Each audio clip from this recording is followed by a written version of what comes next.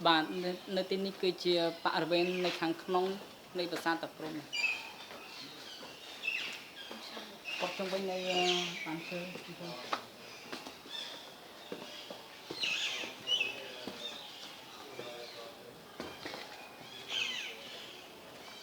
bán chơi cái thùng thùng này đấy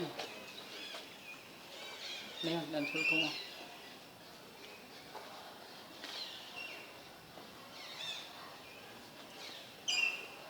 lưu sinh đấy sẵn chung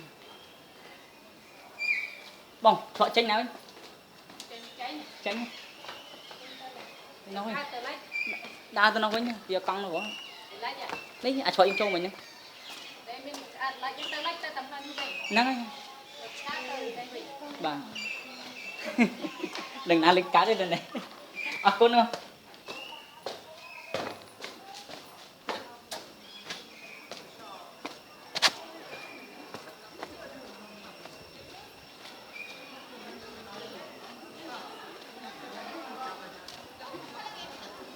bà để tên đi test cho chán rồi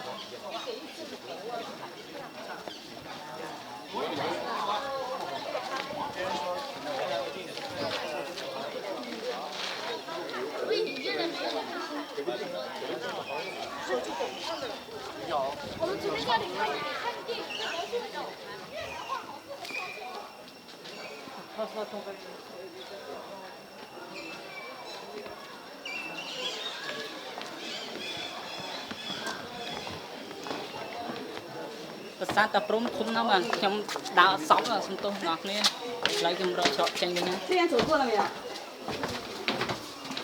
好像走过了。这个紧好了。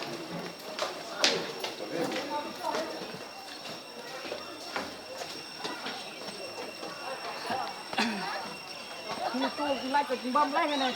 Bà lấy đòn hàng khéo với nha.